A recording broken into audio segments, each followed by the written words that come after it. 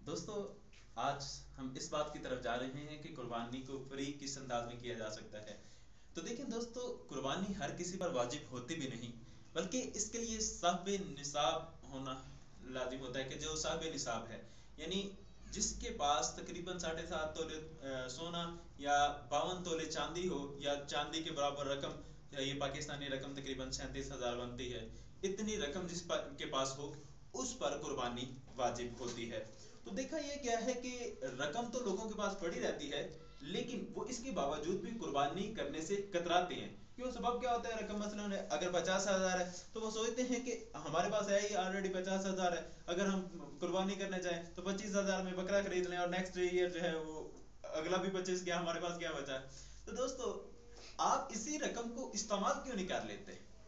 वो इस अंदाज में कि गांव देहात में मैंने देखा है कि कुछ अमीर लोग जो हैं वो एक बकरी खरीद लेते हैं, देसी बकरी खरीद लें, ये आपको मिल जाएगी 15 से 20 हज़ार में।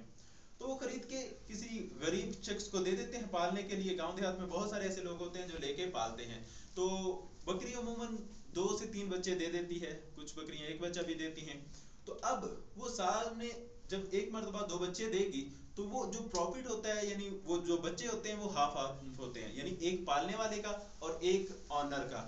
तो इस तरह उस ऑनर को एक बकरा एक साल में तैयार हुआ मिल जाता है। तो इसी तरह आप बकरी लेकर के 15-20 हज़ार में एक बकरी खरीदें और देखें अपने गांव देहात में जाके कोई जो इस तरह का पालने वाला हो, तो उसको दें तो वो पालेगा। इस तरह आपकी कुर्बानी हो जाएगी और गरीब का भला हो जाएगा। तो दोस्तों, कभी भी कुर्बानी मिस ना कीजिए अगर आप साहिब निसाब हैं।